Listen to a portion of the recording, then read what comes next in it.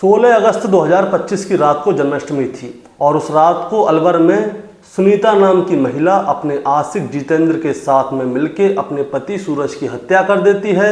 इसके बाद उसकी लाश को एक ड्रम में डालती है। इसके बाद ऊपर से नमक डाल देती है और रात ही रात वहाँ से फरार हो जाती है। ये समझती है कि शायद मैं पकड़ी नहीं जाऊँगी, लेकिन पुलिस वाले उसे अगले दिन की सुबह ही पकड़ लेते हैं और इसके बाद खुलासा होता है कि सुनीता ने ही अपने पति की हत्या की है अपने आशिक के साथ मिलके, और फिर उसे नीले ड्रम में डाला था और फिर उसके ऊपर नमक डाल दिया। दोस्तों, ये कहानी थी अलवर की, लेकिन 16 अगस्त 2025 की रात को एक और पति की हत्या हुई थी और वो हत्या हुई थी अलवर से 174 किलोमीटर दूर जयपुर में। यहाँ पे भी एक पत्नी ने अपने पति की हत्या करवाई और वो भी अपने आशिक से ही। वो भी यही समझ रही थी कि शायद वो पकड़ी नहीं जाएगी, लेकिन पुलिस की सूझबूझ से जल्द ही वो पुलिस के हत्थे चढ़ गई और इसके बाद उसने शुरू से लेकर आखिर तक की कहानी सुनाई कि आखिर उसने पति की हत्या की तो की कैसे। दोस्तों, उसने हत्या करने के लिए CID, क्राइम पेट्रोल और बहुत बड़ी बड़ी क्राइम सीरीज देखी थी, जिनमें कि जो कातिल है वो बच के निकल जाता है, लेकिन इसका प्लान फेल हो गया। ये हत्या चढ़ गई और इसने अपने पति की हत्या कैसे करवाई, किससे करवाई, आज की कहानी से जानेंगे। दोस्तों, कहानी शुरू करूंगा उससे पहले मैं बस आपसे यही कहना चाहूँगा कि अगर आप मेरे चैनल पर नए हैं तो चैनल को जल्दी से सब्सक्राइब कर दीजिएगा, ताकि रोजाना रात को 8 बजे मैं आपके लिए एक सच्ची घटना की कहानी लेकर आ सकूं। नमस्कार दोस्तों, मैं गौरव शर्मा और आप देख रहे हैं गौरव शर्मा सफ़र। दोस्तों, आज की जो सच्ची घटना मैं आपको सुनाने जा रहा हूं, ये सच्ची घटना शुरू होती है राजस्थान प्रदेश की राजधानी जयपुर से, और जयपुर का ही एक थाना लगता है थाना मोहाना, और थाना मोहाने के अंतर्गत सुमेर नगर आता है, और सुमेर नगर के पास फुटबॉल ग्राउंड है और फुटबॉल ग्राउंड के पास एक रोड है, और रोड की बगल में क्या होता है दोस्तों, एक लाश पड़ी होती है। दरअसल मैं बात कर रहा हूं 16 अगस्त 2025 की रात, यानी कि जन्माष्टमी वाली रात की। रात को लगभग 10 बजे के आसपास का समय होता है। कोई राहगीर वहां से गुजर रहा होता है तो वो देखता है कि रोड के किनारे पे एक लाश पड़ी हुई है और वो खून से लथपथ होती है। इसीलिए वो क्या करता है, सीधे सुमेर नगर थाने फ़ोन कर देता है। तुरंत पुलिस मौके पर पहुंचती है और उस लाश के पास जाकर देखती है तो पता चलता है लाश पूरी तरह से खून में लहूलुहान है। उसे ध्यान से देखा जाता है तो पता चलता है कि उसका गर्दन किसी धारदार हथियार से काटा गया है। अब इसके बाद पुलिस उस लाश की तलाशी लेती है तो पता चलता है जो पैसे होते हैं, जो मोबाइल है, सब कुछ उसी के पास पड़ा हुआ था। तो पता चल जाता है पुलिस को कि इसके साथ लूटपाट तो नहीं हुई है। इसके बाद पुलिस जो है आसपास के सारे एरिया को छान मारती है कि शायद कोई सबूत मिल जाए, लेकिन आसपास में कोई भी सबूत नहीं मिलता। लेकिन सिर्फ एक चीज़ मिलती है, उस लाश के पास में उसका मोबाइल होता है, और जब उसके पास मोबाइल होता है तो मोबाइल उठाते हैं और जो लास्ट के नंबर डायल किए हुए होते हैं उन पे डायल करते हैं कि पता चले कि ये लाश आखिर है किसकी। इसके बाद दोस्तों, पुलिस रात को लगभग 10:30 बजे अशोक के पास फ़ोन करती है। अब ये अशोक कौन है इसके बारे में मैं बताता हूँ। अशोक जो है जयपुर के दुसाद नगर 2 कोहिनूर सिनेमा के पास मालपुरा गेट पर रहता है, जिसकी उम्र लगभग 32 साल के आसपास है। अब पुलिस वाले अशोक से पूछते हैं कि ये नंबर किसका है जिससे हम आपसे बात कर रहे हैं। तो अशोक बताता है कि ये नंबर जो है मेरे भाई मनोज कुमार रेगर का है। तो पुलिस वाले उससे कहते हैं कि हमें एक लाश पाई है, उसके पास हमें ये मोबाइल पाया है, तुम ऐसा करो जल्दी से सुमेर नगर आ जाओ। अब अशोक जैसे ही ये वाली बात सुनता है तो उसके पैरों के नीचे से ज़मीन खिसक जाती है, क्योंकि ये मोबाइल जो है उसके भाई मनोज कुमार का था। इसीलिए अशोक तुरंत ही सुमेर नगर पहुंच जाता है और वहां पे जाके देखता है कि उसका भाई मनोज मरा हुआ पड़ा है और उसकी गर्दन कटी हुई है।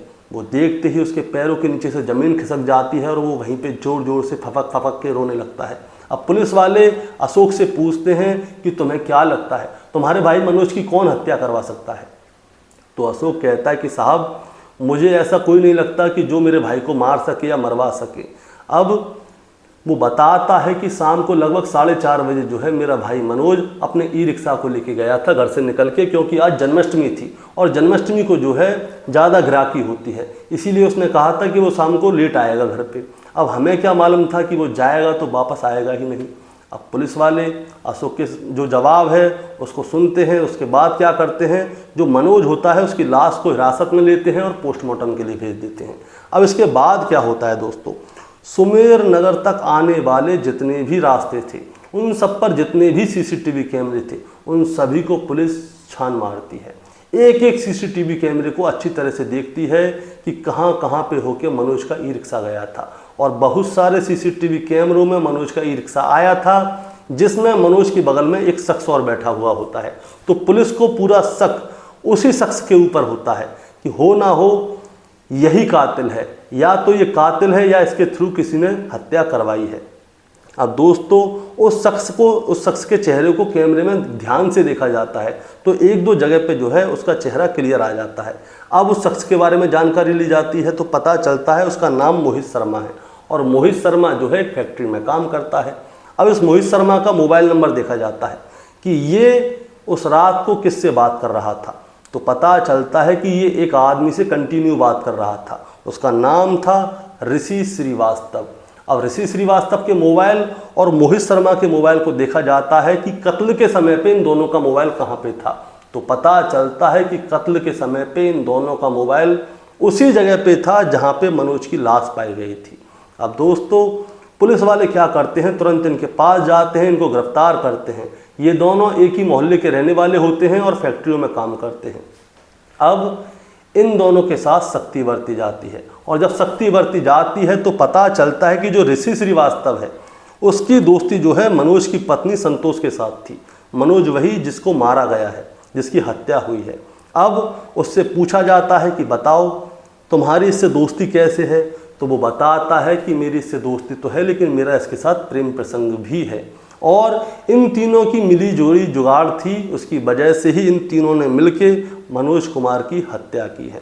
पुलिस वाले क्या करते हैं, मनोज की पत्नी संतोष को भी हिरासत में लेते हैं, और फिर इन तीनों के साथ सख्ती बरती जाती है। और जब सख्ती बरती जाती है तो ये तीनों जो है तोते की तरह बोलते हैं और ये बताते हैं। इसमें जो मनोज की पत्नी है वो बताती है संतोष, वो कहती है कि जो मेरा पति मनोज था वो शराब पीने का आदी था, मेरे साथ मारपीट किया करता था, मेरे ऊपर शक किया करता था। उसे हमेशा ये लगता था कि मेरी मोहल्ले के ना जाने किस किस के साथ संपर्क हैं, मेरी दोस्ती है, मैं उनके साथ संबंध बनाती हूँ, इसीलिए वो मुझे मारता था, पीटता था, और मैं अंदर से टूट चुकी थी। इसीलिए मैंने ये वाली बात अपने प्रेमी ऋषि श्रीवास्तव को बताई। अब जब मैंने ऋषि श्रीवास्तव को ये वाली बात बताई तो ऋषि श्रीवास्तव और मैंने मिलकर ये प्लान किया कि क्यों ना मनोज को रास्ते से हटा दिया जाए। इसीलिए ये क्या करते हैं, कई महीनों पहले ही तैयारी कर लेते हैं, प्लानिंग कर लेते हैं मनोज को मारने की, यानी कि संतोष के पति को मारने की। इसीलिए ये लोग क्या करते हैं दोस्तों, CID देखना शुरू कर देते हैं, क्राइम पेट्रोल देखना शुरू कर देते हैं, और भी बहुत सारी हत्याएं हुई थीं उनकी कहानियां सुनना शुरू कर देते हैं कि हत्या करके अगर कातिल बचेगा तो कैसे बचेगा। इसीलिए इन्होंने कई महीने तक प्लानिंग की। उसके बाद हत्या से 20 दिन पहले ये क्या करते हैं, एक सिम खरीदते हैं और उस सिम को जो है संतोष को दे देते हैं, मनोज की पत्नी को, और उससे कह देते हैं कि आज के बाद हम इसी नंबर से तुमसे बात करेंगे, किसी और से तुम इस नंबर से बात नहीं करना, नहीं तो कल को हम तीनों जने पकड़े जा सकते हैं।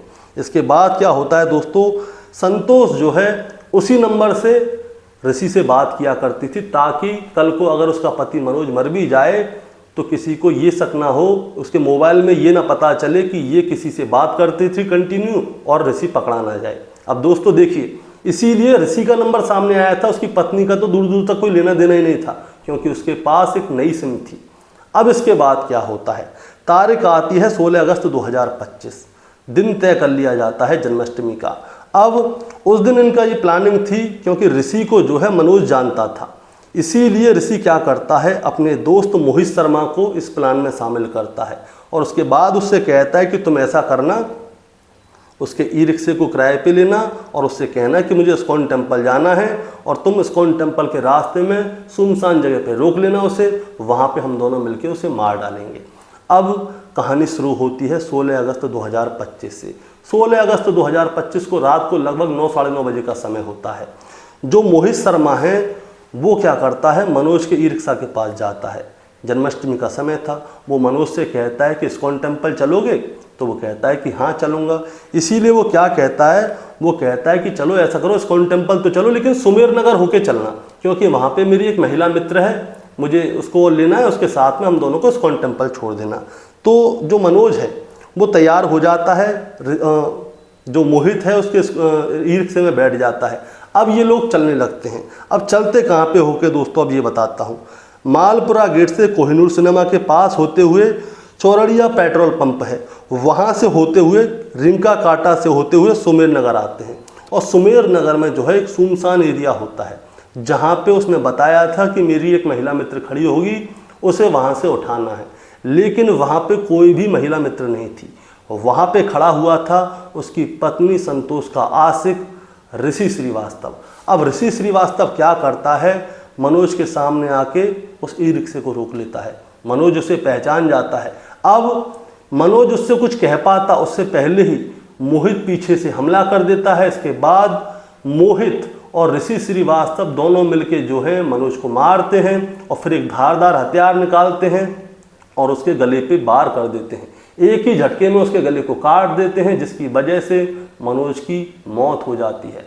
उसके बाद ये लोग क्या करते हैं, वहाँ से सीधा रीका काटा की तरफ निकल जाते हैं और वहाँ पे जाते हैं बाज़ार में।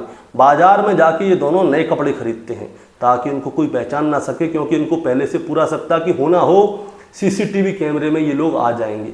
इसीलिए बाज़ार में जाके ये लोग नए कपड़े लेते हैं और उन नए कपड़ों को पहन के पुराने वाले कपड़ों को थैली में डाल के वहाँ से रफू चक्कर हो जाते हैं, सीधे जाते हैं अपने घर।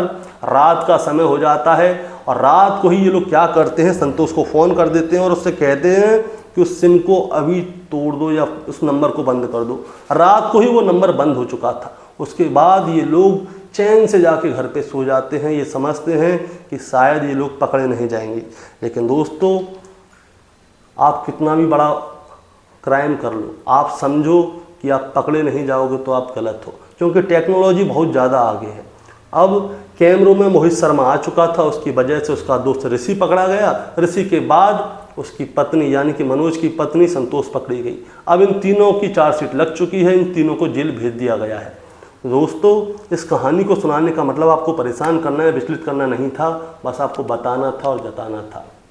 बताना ये था कि मनोज जो है अपनी पत्नी को डांटता था, फटकारता था, चाहे मारता था। उसकी एक वजह थी, उसको अपनी पत्नी के ऊपर शक था। वो कहीं गलत नहीं था, उसको अपनी पत्नी के ऊपर शक इसीलिए था क्योंकि उसकी जो है प्रेम प्रसंग ऋषि श्रीवास्तव के साथ थे। एक बात बताइए, अगर उसके चलो प्रेम प्रसंग नहीं थे, उसका पति उसे मारता था, उसे बुरा लगता था कि हाँ मेरा पति उसे मार रहा है, तो ऋषि श्रीवास्तव कहाँ से आ गया? इसका मतलब ये था कि मनोज अपनी जगह बिल्कुल सही था। उसको पता था कि उसकी पत्नी का अवैध संबंध ऋषि श्रीवास्तव के साथ था, इसीलिए ऋषि श्रीवास्तव उसके ई रिक्शे में नहीं गया, उसने अपने दोस्त मोहित शर्मा को भेजा। अब इन तीनों ने मिलकर उसे मार डाला। दोस्तों, कहानी से सीख ये मिलती है कि अगर आपको थोड़ा भी लगे कि आपकी पत्नी का किसी के साथ अवैध संबंध है तो पहले उससे एक बार बैठ के बात कर लें, लड़े झगड़े नहीं, क्योंकि किसके मन में क्या चल रहा है कोई पता ही नहीं है। अब उससे बात करें कि हाँ बता, तेरे मन में कोई बात है तो बता दे भैया, मैं खुद ही अलग हट जाऊंगा। आजकल की पत्नियां पतियों को बता भी नहीं रही हैं, क्योंकि पति पूछ नहीं रहे हैं। अब पति पूछेगा तो पत्नी बताएगी।